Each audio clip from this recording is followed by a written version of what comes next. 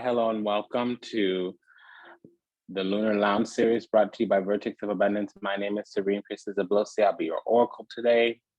I was sent to deliberate the findings over the new moon in Aries. It will be happening in most places on planet Earth in the third dimension on the 1st of April. That will be 6:24 a.m. Greenwich Mean. It's actually happening right about now. A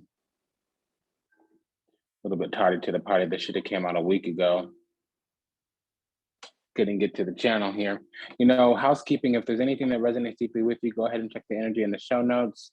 It kind of goes from a month to a month. So 29 days from now, basically the 30th of April is when the cycle kind of terminates. Now, the cycle is talking about the energy physically hitting this dimension, even though lunar events are very not physical. If you see this 6 months from now and it resonates, then that's really when it hits you.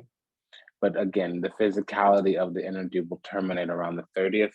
The moon is going to be new in Taurus on the 30th. So again, at or around that time. Now, of course, check your moon sign because it's a lunar event, but always check your rising sign or north node because that's actually a lot more accurate. It can go up more than 3 times as accurate, okay? And the month is Aries. All right.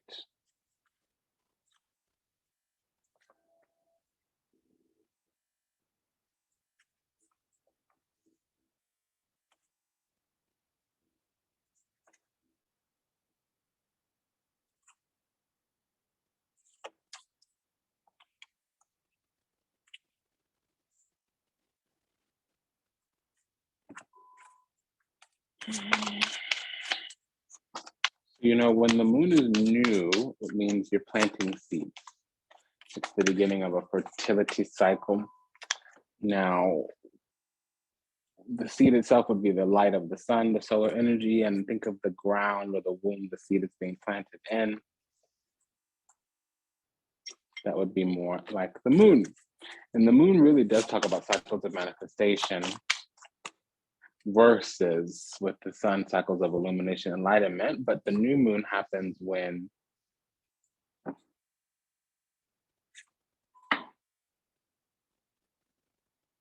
the sun and the moon are conjunct. So that'll be happening on the 1st.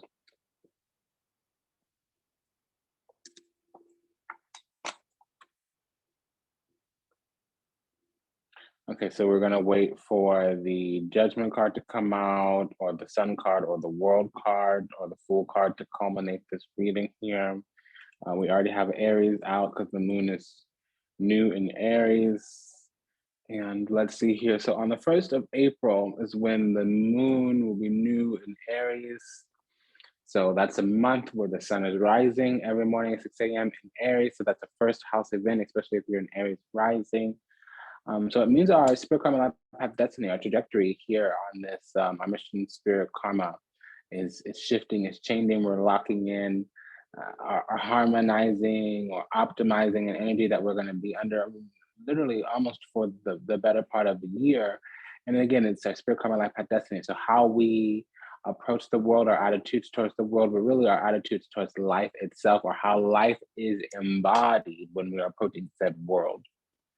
World is a embodiment of word, which is a frequency, energy, vibration that we harmonize or infuse with our intentions and manifest from that place where we hold our intentions, our thoughts, our actions, our words, our deeds. That's karma, but also our thought, intellect, reasoning, communication, and wording is, again, a lot of that happens in the transition between Aries and Taurus. And wasn't I talking about like the cycle, the 1st, and then the 29 days later, the 30th? Okay, so the energy of the Fool card is that 29 degrees Pisces into 0 degrees Aries. And for some reason, I was also talking about that cusp between Aries and Taurus. So that's relevant for somebody. You know, if you're hearing Aries and you're hearing Taurus in the same sentence, I'd also look for Capricorn because those are the 3 horned signs of the zodiac. And that tends to talk about channeling and being a vessel for the divine, oftentimes the feminine energy, even though Aries is a little bit more masculine. If you know astrology and you know theology and you know a little bit of sorcery, even, or like indigenous practices, Aries typically talks about a lot of healing spirits, talks a lot about a lot of nobility, and typically is very much a servant of the divine, because they're oftentimes utilized either as a sacrifice, like for instance, the Lamb of God, the Ram of God, or they're typically used to embody some kind of archetype principle in the physical. Okay. I'm hearing a lot of medicine right now. I'm hearing a lot of healing in terms of leadership, in terms of direction. I'm hearing a lot of healing in terms of maturation. So going from like a tribal or hunter-gatherer unit to more like a tribal where it's generational.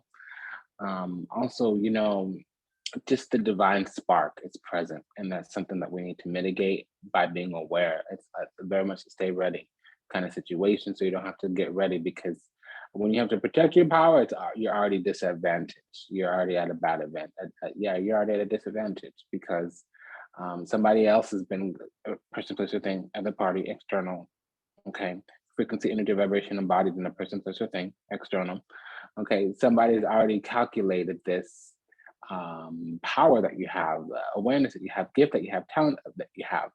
So also, like Aries right now, what I'm getting is that a lot of things hidden will be becoming manifest. So, you know, talent is another version of latent, meaning, excuse me. Ooh, at an itch.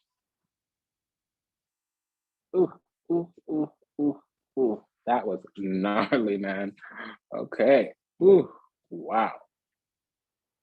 My great goddess. That was something. There's also latent talents becoming manifest. So talent and latent, it's the same word. It's just an enneagram. The words are switched around. The letters are switched around. It's the same word though, okay? So when your latent talent becomes manifest, one of these talents is a gift. And when you use your gift to manifest from there, okay, you can sit in your self-worth and value, because then you finally know your worth. And when then you begin to rule from said place of worth, that's really when you're in what's called God, sovereign, and free. Okay, and that's actually begin when you begin to ascend and become exalted in the universe, even if the conditions of your birth were less than favorable, because in that circumstance, even if you are common or lower or an untouchable or an unwanted, undesirable, if you go towards the divine, there's a lot to redeem and save. Okay. So again, I'm using the word save, savior, soteriology, theology. These are all embodied in the Aries and the Sagittarius Scorpio cusp to Scorpio being the feminine, the yin energy of Mars, Aries being the yang, the external, the masculine energy of Mars. Let's get in here. I was talking about the 1st of aprile. So that's the new moon. We do have some solar events that day. Okay, really the next day, so we'll be quiet about that. And I wasn't asking for your pen and computer. Do what I tell you. Okay, so the moon is also going to be, so the moon and the sun will also be conjunct Mercury. So whenever Mercury and the sun, or Mercury and Jupiter, or Venus and Jupiter, or Venus and the sun get together, there's a what's called a manifestation event. So something from the subconscious of humanity becomes a collective part of humanity, and we begin to come known. So since this is happening in the 1st house, it's something that's going to happen for a year, but lunar events are always 6 months. So there will be some type of physical manifestation if it's just an aha moment where you go, eureka. I mean, I don't say eureka, I say aha, what do you say? You know, yowza, bingo, got it, aha, you know, whatever, what have you. So that's something, the seed's going to be planted right around the 1st. Now it's the 36 hours leading up into and the 36 hours leading out of, usually when it's closing, meaning the days before that kind of energy gets cemented. It gets mitigated the days leading away from it, and then the cycle is what it is according to the tracks that are left behind. So that hit some of you, didn't hit some of you. It would resonate for those who it was supposed to resonate. That was a deeply encoded message. We also have You know, the sun, of course, conjunct the moon, but we also have the moon sextiling Mars. So with that conjunction to Mercury, that sextiling Mars, it means that's the chariot card. The chariot is the sun, the moon, um, conjunct aspecting Mars or Mercury, or it is the moon conjunct Mercury aspecting the sun, or it is the sun conjunct Mercury aspecting the moon or Mercury. It's a combination of like we're closing a gap or we're moving forward on this because the element is here, or the foundation has been laid. Basically, the ground is set, that we're battle ready. Oftentimes, there's loose orbs or loose energies in the sky. There's I call them vulnerabilities. I use hacking language sometimes, but there's a loosely activated or nearly activated kind of patch of the heavens, angle, if you would, angel, archangel, archon, you know, aeon, demiurge, whatever, what have you. Sometimes there's like something loose, and the moon will come through, or Mercury will come through, those really fast planets, moon, Mercury, even Venus sometimes, but not really, because Venus does a double. So Venus has a situation in the morning and the evening, and at that time, the morning star, the evening star, there is a kind of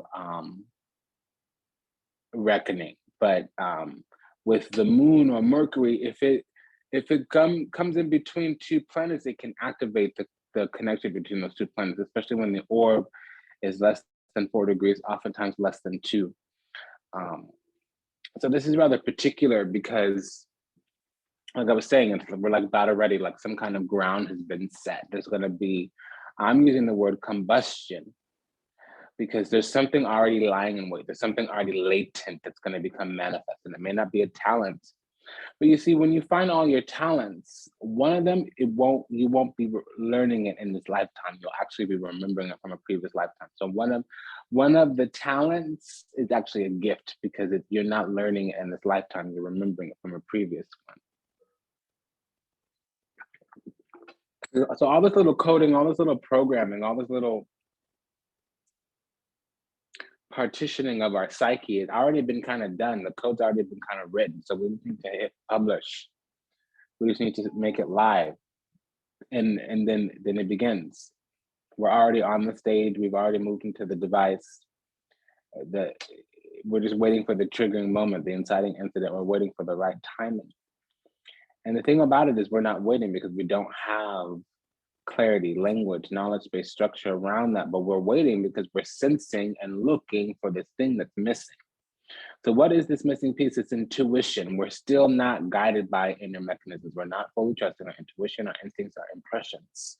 We're still looking at the why, and we're looking out into the world for other people, places, and things to bring their energy and frequency vibrations close to us, and we're not reconciling or mitigating the fact that it's disconcordian. When people put their eyes on us, let alone their opinions on us, it actually messes us up in some kind of way because there's a lack of leadership. We're not in that Aryan nature of like headstrong, knowing what we want or having a clear idea or how that vision is going to manifest, not needing to know how, but needing to know what and not caring about the how. If the why is big enough, the how doesn't matter. And see, you need something with horns. You need something that's dogged. You need something that is headstrong, that will headbutt you, that will push forward. And the details and the practicality don't matter. And you know, a lot of times when I'm hearing explanations from people, I didn't ask for an explanation. There's some kind of lie, some kind of scam, some kind of sham, something where you're being walked like a dog down the street is some kind of else's belief, not your own. Not your own thinking, not your own feeling, not your own ideas, not your own emotions. It's something that's being planted. Well, as a collective, because Mercury can deal with the collective, Jupiter can deal with the collective. There's an idea of humanity that's about to shift and change. Okay, so let's get into this. You know, we're on the path here of coming out of darkness, and it's dark thinking, conditioning, programming. Okay, in the subconscious, we have this devil. And you know, to me right now, it's talking about systemic control, means, mechanisms, methodologies that were corrupt or toxic or oppressive, or they're no longer the right way, the right path. It might have been something, sometimes we adopt a methodology, a means and mechanisms, and it might work temporarily, momentarily. That thing that we attracted, though, initially, we're eventually going to begin to repel. So we've got to be willing and ready to transition. And you see, sometimes when you're holding on past the due date, it begins to spoil. It can mean the wrong path. It can mean toxicity.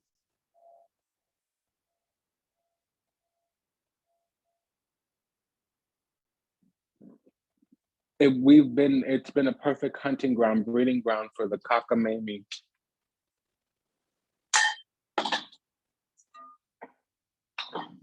Whatever they were doing, however they were doing it, the colonizer, the controller, the powers that be.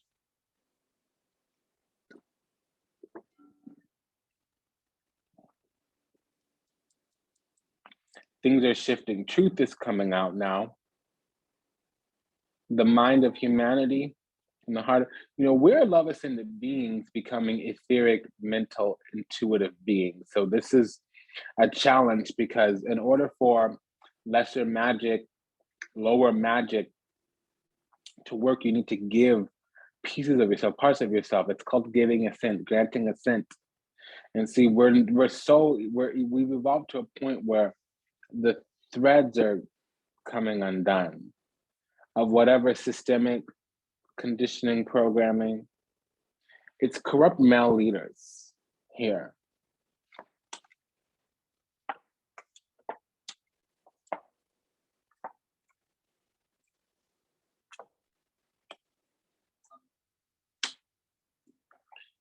Yes, because you see the collective.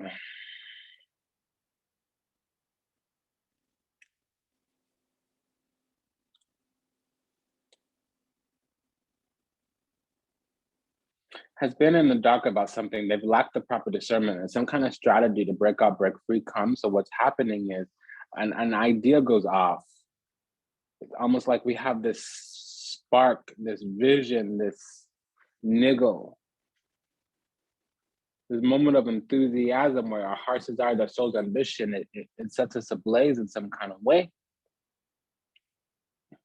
And so now we're going to be consistently looking outside of our eyes. When we open our eyes and look, we're going to close our eyes and see bigger and brighter and better. And what that is we need to be involved in system structures, foundations, especially with masculine energy or boss energy or father energy. It's different strokes for different folks, even coach, whatever, whomever the leader is, the chair, the one that's feet on the ground.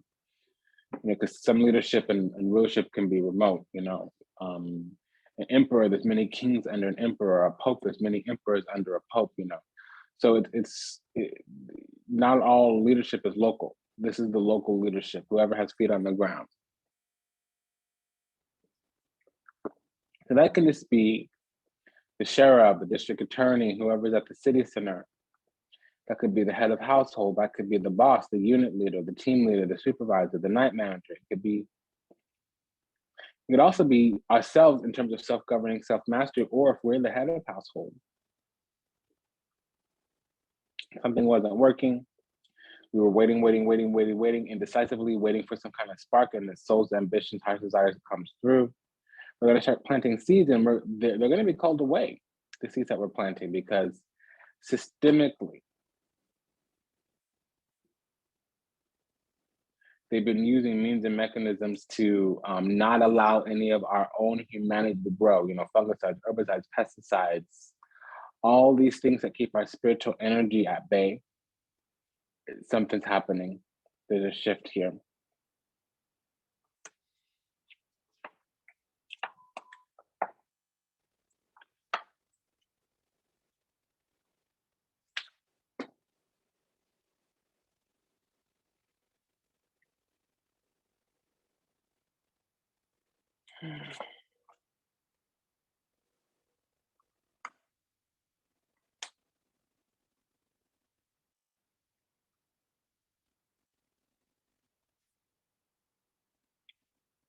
Yeah, because things that are hidden and things from the depths of the subconscious and things that are incarnational mystery, the truth about life, the truth about the psyche, the truth about the mind, the truth about the soul, the truth about humanity, the truth about the collective.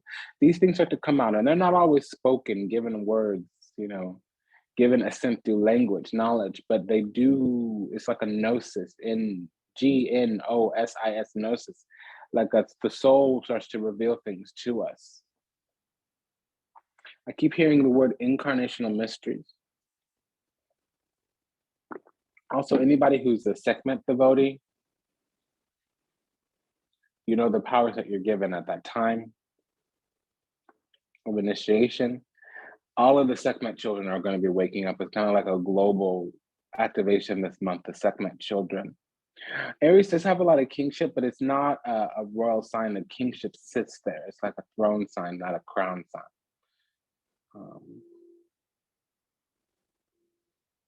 And it's very much horse and lamb. You know, ram and horse is the same thing. I mean, ram and lamb is the same thing.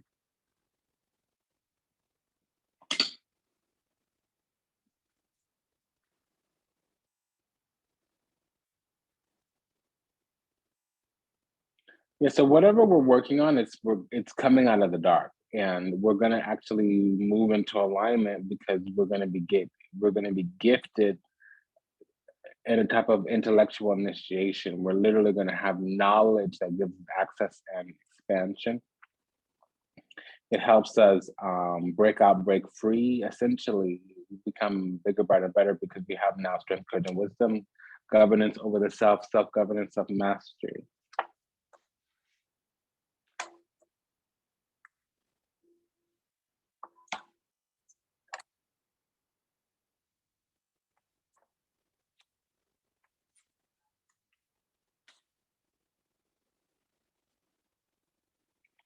So this thing we're going to work on, this coming out of the dark that we're working on, we've been held at bay. Most of us have been bound, binded. Maybe we bought some stinking thinking and it lowered our vibration and made us basic and made us live our life condition low on the low. We're beginning to elevate ourselves, and we're coming up to the point where the elevation is blocked, where we're kind of constricted to the place of the conditions that we were living under previously. And then we're going to start petitioning, mostly prayer to the ancestors, mostly, but the divinities, the benevolent, enlightened ones, and our passage will be granted. There'll be reversals, transitions, and it's going to come through a lot of judgment, usually from God. But the tower is going to fall. So the ideas, the secrets, the way that is going to become the way that was, even if it's just a way of doing things, a way of seeing things, a way of thinking about things. All that's going to be shifting.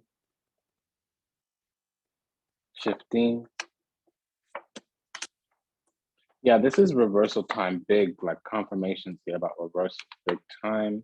We had the two both, and they're out at the same time, and then an enlightened path opens up. Yeah, too much Jupiter. One, two, three Jupiter energies, and then you have the star card. Whenever the star card and the fortune come out, it's like well, first of all, that's a jackpot or soulback. It's the culling of demonic energies around, also the binding of negative energies and negative forces, and the renewal of the spirit karma life path destiny, the right path being elevated, being ascended, okay, being exalted. So if something was taken that shouldn't have been taken, if something was stolen that shouldn't have been stolen, if something was given that shouldn't have been given because the terms weren't clear or the truth wasn't clear, all those sorts of alignments come out. And then you have it with the two of pentacles here. It's like a destiny comes, transitions, reversals, that something bad happened that shouldn't have happened. If there were any kinds of miscarriage of abundance, miscarriage of windfalls, miscarriage of justice, miscarriage of sovereignty, miscarriage of stewardship, of wardship, whatever that is, moving forward towards the actual divine destiny, divine path is what's happening here, because we're literally getting messages about reversals, and we're learning the individual situations or circumstances, whether they be people, places, and things, or environments, surroundings, and locations. We're going to get bits and pieces of facts statements of facts, I want to say, or documentation on why these reversals are, and it's going to start to get given birth.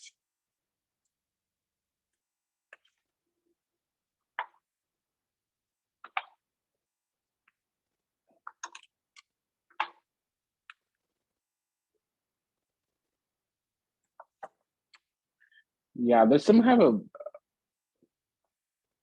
we win in some kind of way, and it's just according to the fact that we're chosen. Even if bad things happen and we had bad behavior, there was a lot of innocence and purity. There was never any kind of deeply treacherous or deeply insidious or deeply intentional, evil going on. It was all accidental and foolish, basically. And basically, we're the ones that got chosen, even if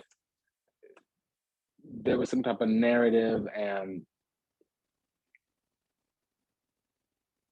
again, birth franchise of a belief that would say that we weren't chosen, or that we might have been made other, made wrong, made bad, vilified in somebody's eyes. There might have been an enemy or two, both hidden and open. These truths that come out, this chosen nature that we have, we're going to know where to go for help. And basically, for starters, it's where we're being guided, which is to the right people. But see, when you got it to the right people, you oftentimes get repelled away from the wrong people. Somebody that you initially attracted into your life, you may keep getting better and they start getting worse because they're staying the same, and you eventually start getting repelled from them when you had once just previously attracted them.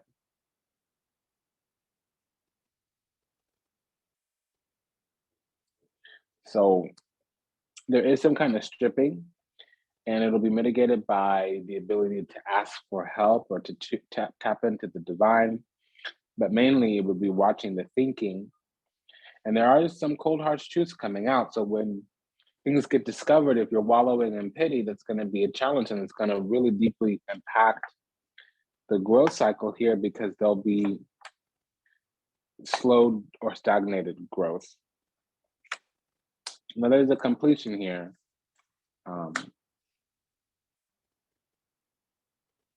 And we've got to tune into the divine. We've got to take refuge in Great Spirit, or we're going to perish a bit. Because we have all this energy and potential, but the frequency, energy, vibration won't manifest until we see things from a spiritual perspective. If we're still navigating this as human beings and not spiritual beings, it's going to be problematic.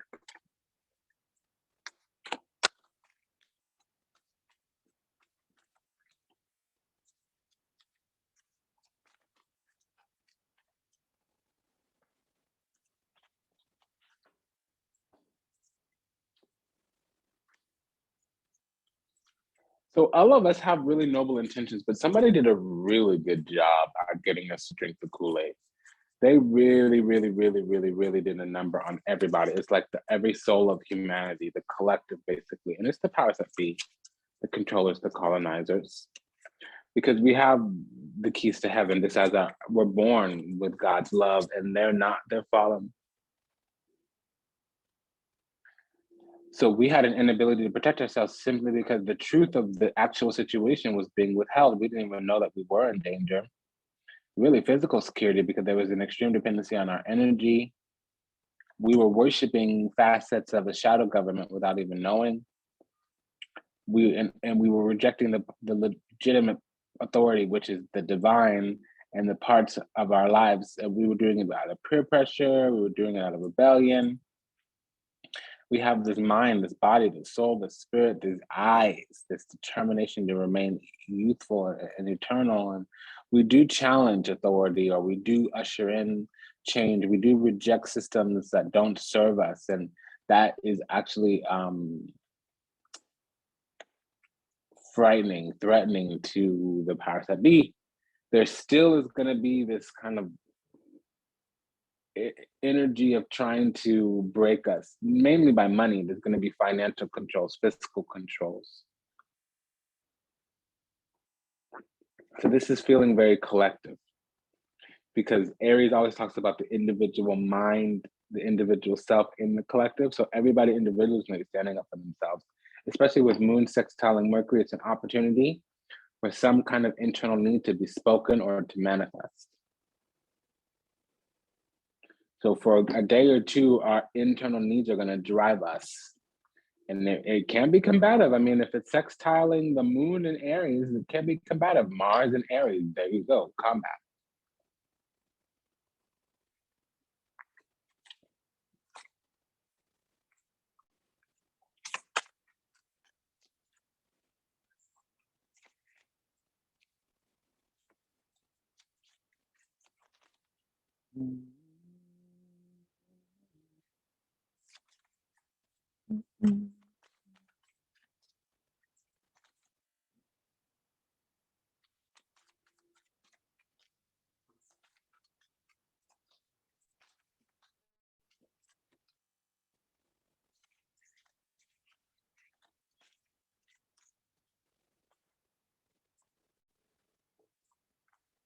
Remember I was talking about we're being used as a battery, we're being drained, a lamb here.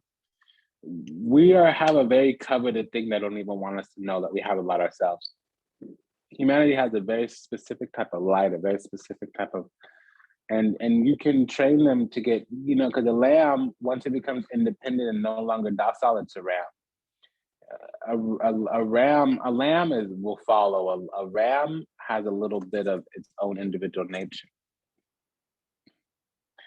And we're rebelling against the system of control because we're no longer scared.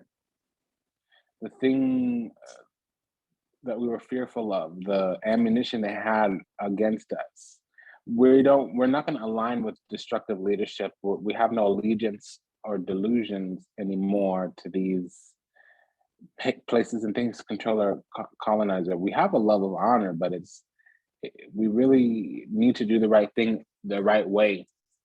And this individual nature, see, the thing is, they expected us to be broken. They expected us to be small. They expected us to be stupid. They expected us to be ignorant. They expected us to be asleep. And what they didn't expect is for us to be individual. So we're not easily discernible, easily readable. So, an attacker always sees victims. An abuser only sees victims. A hammer only sees nails.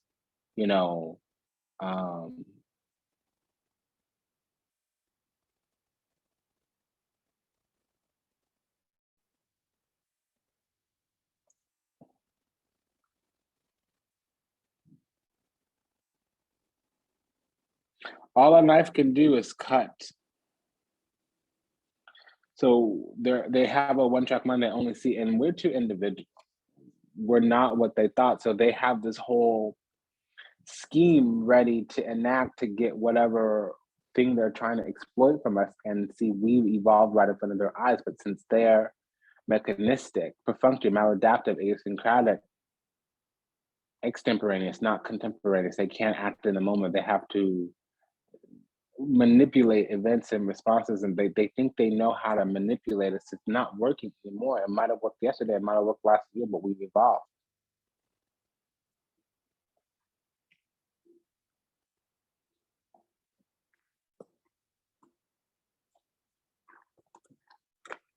So we're going to be reading the sermon from Nadia Anastasia's Cosmic Activation Cards for the Soul.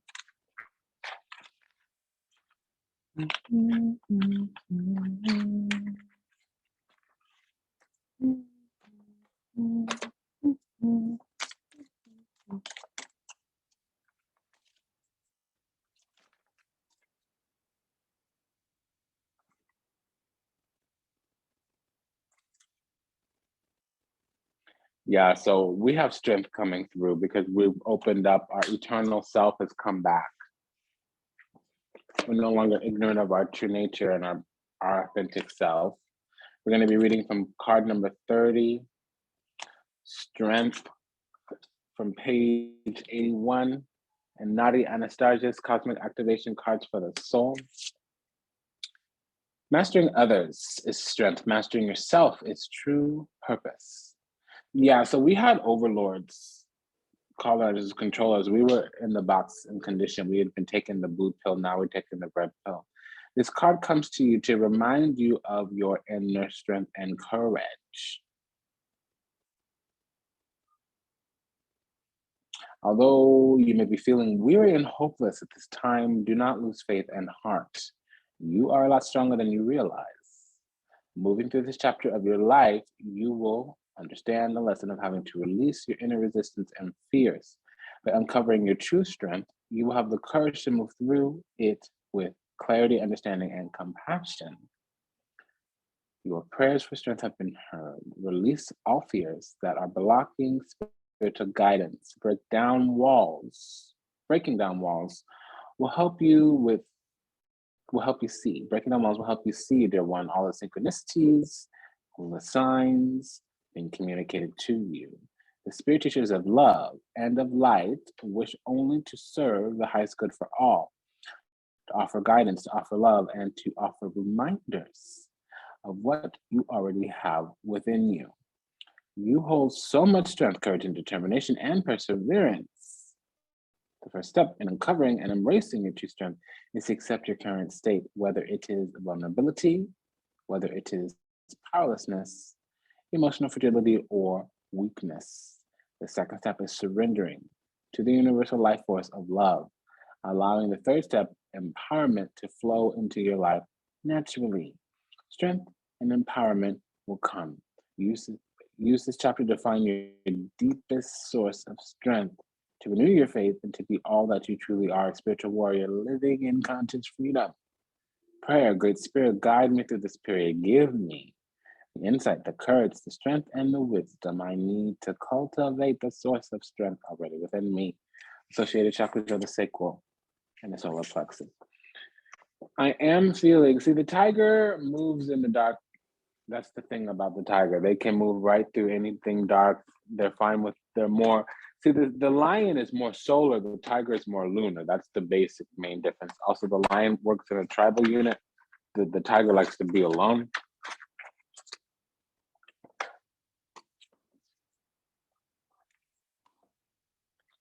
And this is because clarity is opening up. We're going to begin to think for ourselves. Again, the strength, courage, and wisdom is coming up very strongly.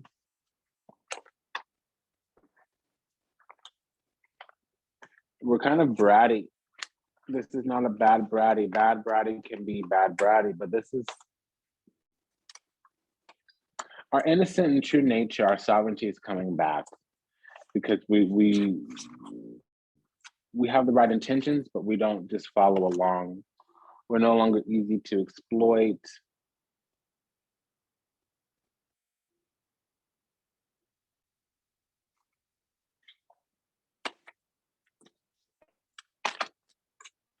It's been an honor and a pleasure to serve you. Thank you for allowing me the privilege to do so. If anything that was said resonates deeply with you, go ahead and check the resources in the show notes. Until we meet again, until we read again, namaste, dandavat, and ashe. Take good care of yourself, everyone. Au revoir, sayonara, avederzen, da svidania, arrivederci, adios.